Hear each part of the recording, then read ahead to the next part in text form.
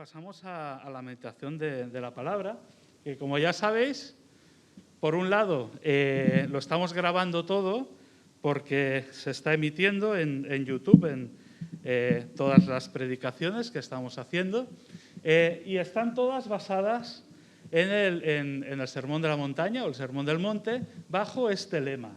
Estamos oficialmente en obras, reconstruyendo la Iglesia, reconstruyendo tu vida y reconstruyéndote a ti. Últimamente estamos muy acostumbrados a escuchar de situaciones injustas dentro del ámbito judicial.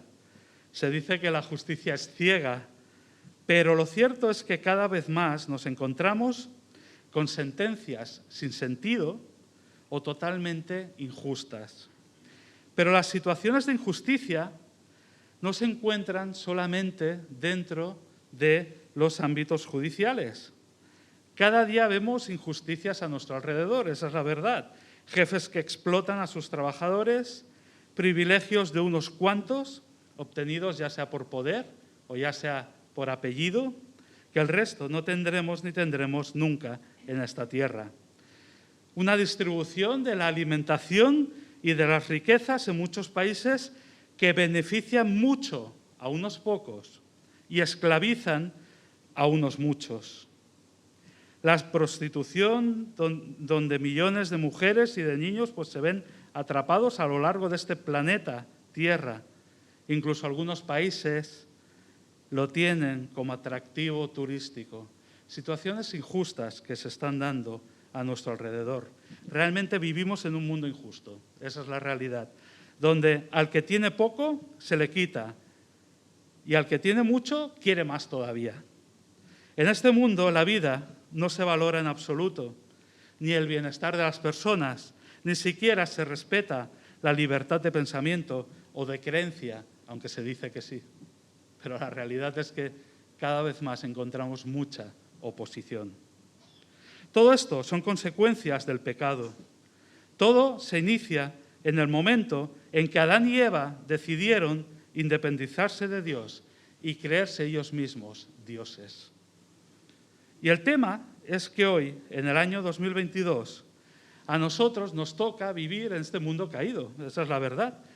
Nos toca vivir en un mundo afectado gravemente por el pecado, siendo ciudadanos del reino con unos valores que no son los de este mundo, sino que son los valores de Cristo. Y esto genera una serie de conflictos morales, unas tensiones y a veces incluso conflictos sentimentales que nos pueden provocar incertidumbre y duda incluso. Y claro, la pregunta lógica ante todo esto es, ¿Dios no hace nada ante tanta injusticia? ¿Es que estamos luchando por una causa perdida? ¿Qué sentido tiene seguir buscando justicia en medio de situaciones tan injustas? Pues la respuesta la encontramos en la cuarta de las bienaventuranzas del Sermón de la Montaña que estamos estudiando en estos días. Dice Mateo 5:6, dice, bienaventurados los que tienen hambre y sed de justicia, porque ellos serán saciados. Dichosos los que tienen hambre y sed de justicia, porque ellos serán saciados. Mirad, en medio de esta reconstrucción que el Señor está haciendo en nuestra vida y en esta iglesia, necesitamos afianzar los valores de Cristo en nuestra vida. Necesitamos reflejar en nuestra propia vida, en nuestros actos, en nuestras decisiones, en nuestro día a día, esa luz del Evangelio, esos valores de Cristo. Esto es vital para lo que Dios quiere hacer en tu vida, en tu familia, en esta iglesia local y en este pueblo. Por eso es necesario saber lo que somos. ¿Y qué somos? Somos cristianos. Somos cristianos. Esto es seguidores de Cristo. Somos hijos de Dios. Hemos nacido de nuevo. Somos una creación nueva. Así lo dice 2 Corintios 5:17. Por tanto, si alguno está en Cristo, es una nueva creación. Lo viejo ha pasado. Ha llegado ya lo nuevo. Y eso significa que lo que Jesús dijo es verdad. Como hijos de Dios, nos pertenece el reino de los cielos. Como nacidos de nuevo que somos, consolados en medio de esta vida, y seremos consolados para siempre en esa tierra nueva y esos cielos nuevos futuros. Como discípulos de Cristo que somos, recibiremos la tierra de descanso como herencia. Y como creyentes, nuestra sed y hambre de justicia será saciada. Esto son promesas ciertas, dignas de total confianza, palabras que el propio Señor Jesús pronunció. Dichosos los que tienen hambre y sed de justicia, porque serán saciados. Pero entonces hay una pregunta que me venía a la cabeza, y es, bueno, habla de sed, habla de hambre. ¿Qué significa exactamente tener hambre y sed de justicia? ¿Es solamente tener ganas de que la injusticia desaparezca de este mundo? Además, es curioso que Jesús hable de tener sed y tener hambre. Recordar que Jesús sabía y sabe lo que es pasar hambre. ¿Os acordáis, no? Que estuvo 40 días en el desierto y estuvo sin comer, sin probar bocado. Pero quizás a nosotros pues nos cuesta, aunque nos cuesta llegar a final de mes y tenemos que hacer sacrificios para poder comer, nos cuesta hacernos la idea de lo que significa realmente tener este tipo de hambre y este tipo de sed de la que está hablando el texto en el que estamos meditando en esta mañana. Mirad, os voy a poner un ejemplo mío, una situación real que me pasó a mí. Yo tendría unos 12 o 13 años, y esto es cuando estaba en Tarragona, hace muchísimos años, y hicimos un retiro de iglesia a un pueblo que está al pie de una montaña, que es el Montsant. Y fueron 3 días, y el sábado pues teníamos programada una excursión de toda la iglesia que fuimos, desde niños pequeños hasta personas muy mayores. Así que subimos al Montsant, que como ya he dicho es una montaña, y en principio iba a ser algo muy suave, muy accesible a todo el mundo. Pensar que niños pequeños, personas muy mayores, ¿vale? Entonces tenía que ser un paseo por la montaña más que otra cosa. Además, aunque teníamos nuestras cantimploras preparadas, lo cierto es que nos dijeron que como arriba había fuentes, pues que no hacía falta cargar con la cantimplora, y por eso dejé mi cantimplora llena de agua fresca encima de la cama, encima de mi cama. Y me río porque ya veréis lo que pasó. Lo que tendría que haber sido un paseo, pues eso, de 2 horas y media, 3 horitas, se convirtió en una larga travesía de entre 5 horas y media y 6 horas. Además, el camino fue terrible. No era plano, no era una subida y una bajada, sino que tuvimos que subir y bajar incluso por cuerdas. Y eran cuerdas que no eran cuerdas normales, eran mangueras de bomberos que habían colocado a modo de cuerdas. Claro, el tema es que teníamos el precipicio detrás con varios centenares de metros de altura. Por tanto, si alguien resbalaba, el final iba a ser bastante trágico. Incluso tuvimos que pasar también por un precipicio donde el pie casi no cabía, entonces teníamos que ir agarrados a un cable de acero que había para no caernos al vacío. Como veis, fue un paseo para personas que iban desde niños a personas muy mayores. Un paseo recomendado para todas las edades. La verdad es que fue tremendo. Gracias a Dios no pasó nada malo y todos salimos airosos de esa situación. Pero a ese problema hubo que añadir otro, y es que las fuentes que tendrían que haber tenido agua estaban secas, porque en algunas épocas del año se secan, y estaban secas. ¿Sabéis cómo me pasé la mayor parte de la excursión? Con la mente puesta en la cantimplora encima de mi cama. Veía constantemente la imagen de la cantimplora. Tuve sed. Tuvimos muchísima sed. Fue terrible. La verdad es que fue muy desagradable. y no podía dejar de ver esa cantimplora encima de la cama y preguntarme por qué no me la había traído conmigo. Sé que es una situación que pasé tanta sed que no creo recordar ninguna otra que haya superado a esa. Realmente fueron más de 5 horas con muchísima sed, sin saber dónde se acababa el camino, sin tener claro si íbamos a estar 1 hora más caminando o no, pero de verdad que es una sensación bastante desagradable. Y esta experiencia me ayuda a entender mejor lo que significa el tener sed de este versículo de Mateo 5:6. En el mundo antiguo, en los tiempos de Jesús, tenéis que tener en cuenta que también había mucha hambre y mucha sed. No existía la seguridad social como hoy en día. Las viudas y los enfermos no tenían medios de subsistencia. Había muchas personas que realmente no tenían para comer. Se ha calculado que el salario de una persona de aquellos tiempos, aunque trabajara, pues el salario equivaldría a menos de 6 céntimos actuales. Y en la Palestina de aquellos días, indica Barclay, lo leo textual, que un obrero comía carne solo una vez a la semana y en Palestina un trabajador o un jornalero nunca estaba muy lejos de la línea que marca la verdadera hambre y la muerte por inanición. Es decir, estaban en la línea de seguir vivos o morir a causa del hambre. Y con el agua pasaba lo mismo. Hoy en día tenemos grifo en nuestras casas, lo abrimos, viene agua, pero en aquellos tiempos no era así de sencillo. No todo el mundo tenía un acceso fácil a los pozos.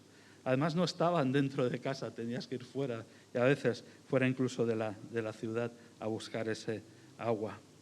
Así que la persona que se describe en esta bienaventuranza es una persona que está a punto de morir literalmente de hambre y de sed. Y la pregunta que me hacía es, ¿estamos hambrientos y sedientos a este nivel de justicia, de la justicia del Señor? Porque ¿de qué justicia estamos hablando exactamente?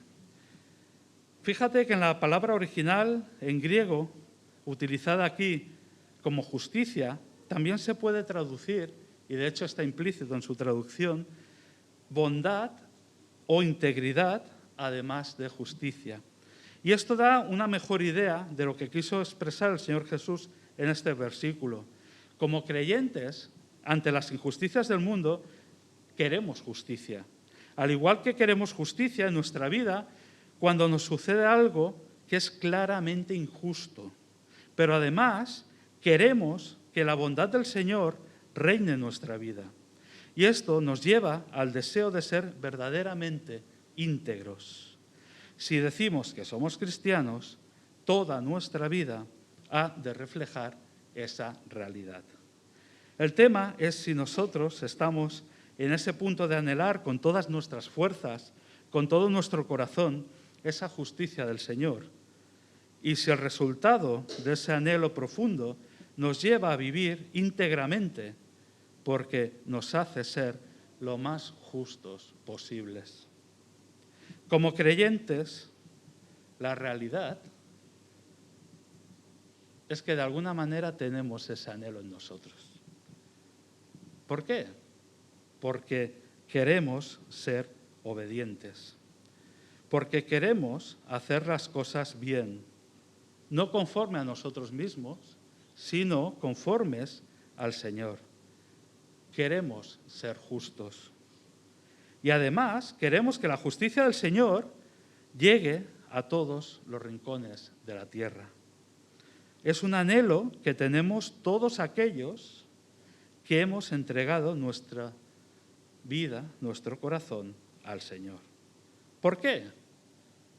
Pues por algo que tenemos, por un regalo que recibimos en su día. Porque tenemos al Espíritu Santo. Y el Espíritu Santo anhela estas cosas en nosotros. El Espíritu Santo desea y lucha para que seamos justos, para que seamos consecuentes, para que nuestra manera de pensar, para que nuestra manera de actuar y de hablar sea conforme a Cristo y no conforme a nuestro viejo hombre, no conforme a nuestra vieja manera de vivir. Pero esto implica cambios en nosotros. Esto implica decisiones. Esto implica dejar algunas prácticas que sabemos que no son correctas delante del Señor y empezar a practicar cosas que sí que sabemos que al Señor le agradan. Pues bienvenido, hermano, porque esto es precisamente lo que estamos viendo estos días. Necesitamos una reforma profunda en nuestra vida y estamos dando los pasos necesarios en esa dirección. ¿El Señor está renovando tu vida espiritual? Pues sí, pues sí. El Señor está renovando tu vida espiritual. El Señor está renovando tu vida espiritual, tu mente, tu corazón. La renovación que Dios está haciendo en tu vida es total, es decir, afecta a todas las áreas de tu vida. Y ese cambio es necesario. Por tanto, deja que el Señor te moldee. ¿Eres suyo? Pues que se note que eres del Señor. Y ese cambio se irá reflejando en la iglesia también y en esta iglesia local. Deja que el Señor moldee tu carácter para que puedas trabajar codo con otros hermanos. Deja que el Señor afine tu vocabulario. Deja que el Señor afine, moldee todos los aspectos de tu vida. Él tiene poder para hacerlo y además quiere hacerlo. El problema es que muchas veces somos nosotros los que no queremos que el Señor obre de esta manera en nuestra vida, no queremos cambios. Pues ahí tenemos un problema que hay que solucionar y ahí eres tú con el Señor el que ha de solucionar esta situación. Y esto es muy importante. La justicia de Dios nos lleva a buscar la santidad en nuestra vida. ¿Por qué? Porque implica ser íntegros. Somos santos, apartados para Dios, y como santos tenemos que vivir, tenemos que practicar esta santidad. Y esto implica algo que ya se ha ido diciendo, la obediencia a la voluntad de Dios en nuestra vida. ¿Cómo ser santos? Pues también lo hemos dicho, apartando de nuestra vida todo aquello que no agrada al Señor y practicando lo que a Él le agrada. Es ir apartando la práctica del pecado en nuestra vida. Es intentar glorificar a Dios con todo lo que hagamos. Y todo esto implica tomar una decisión. ¿Vas a hacerlo o no? Pues te voy a decir algo. Si eres creyente, si eres hijo de Dios, si eres nacido de nuevo, solo tienes una posibilidad, la posibilidad de hacerlo. No toca otra. ¿Por qué? Porque está implícito en ti como cristiano que eres. No se trata de algo que puedas escoger hacer o no. Como cristiano forma parte de tu ser. Y además, como todas las aventuranzas, encontramos una promesa, encontramos una bendición, una realidad que podemos comenzar a vivir aquí y experimentar aquí y ahora. Bienaventurados los que tienen hambre y sed de justicia. ¿Por qué? Porque ellos serán saciados. Dichosos los que tienen hambre y sed de justicia. ¿Por qué? Porque serán saciados. Bienaventurados los que tienen hambre y sed de justicia, porque ellos quedarán plenamente saciados.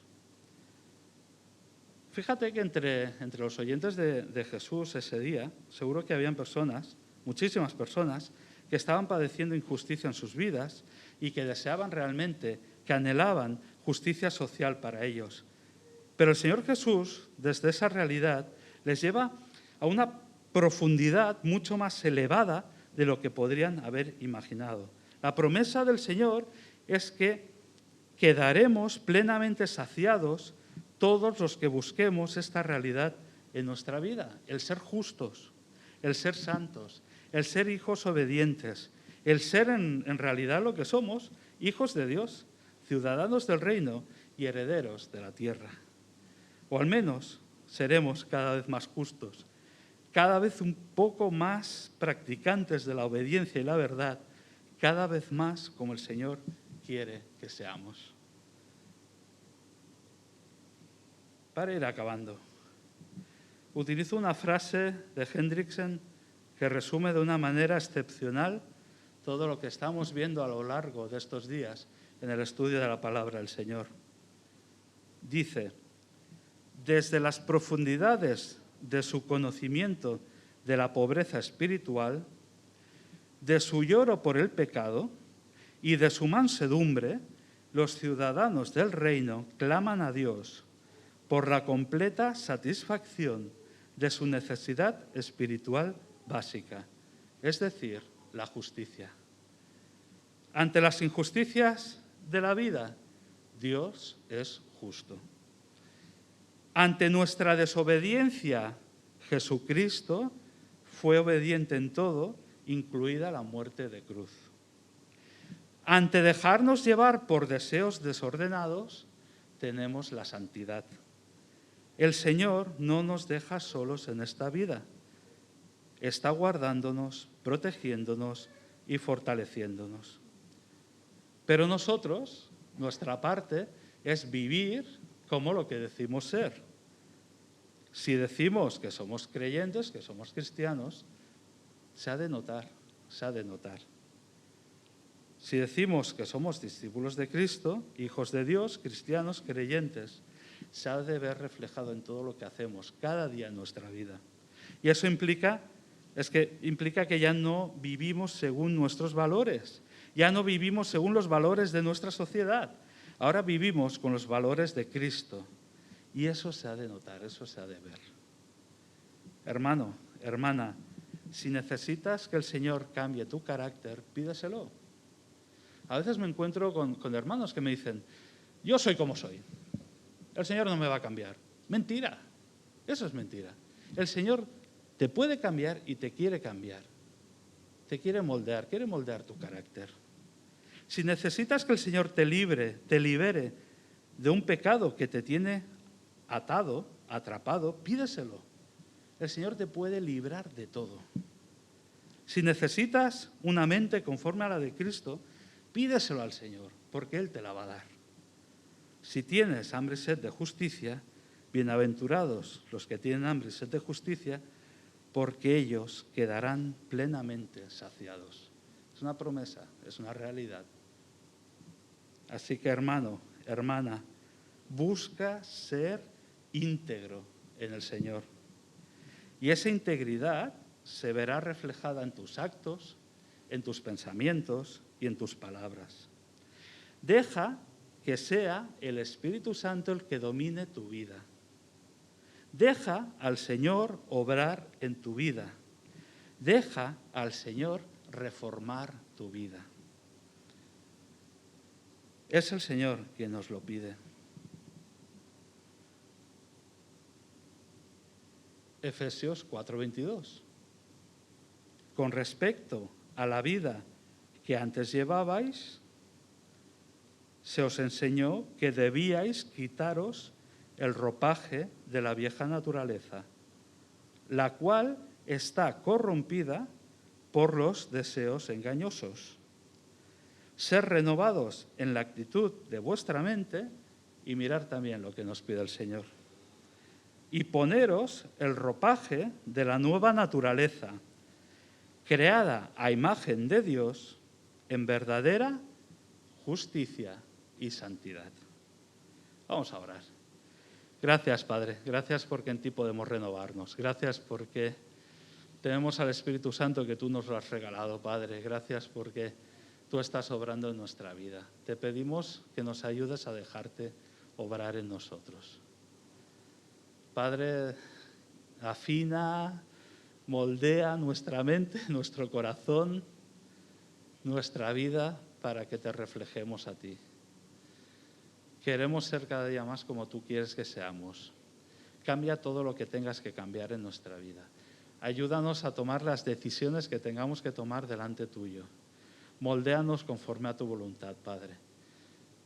Obra en nuestra vida y obra a través de nuestra vida, Padre. Obra en medio de esta iglesia, obra en medio de este pueblo. Gracias, Padre, por tu amor y por tu cuidado. Y gracias porque tus palabras son ciertas y podemos confiar en ellas.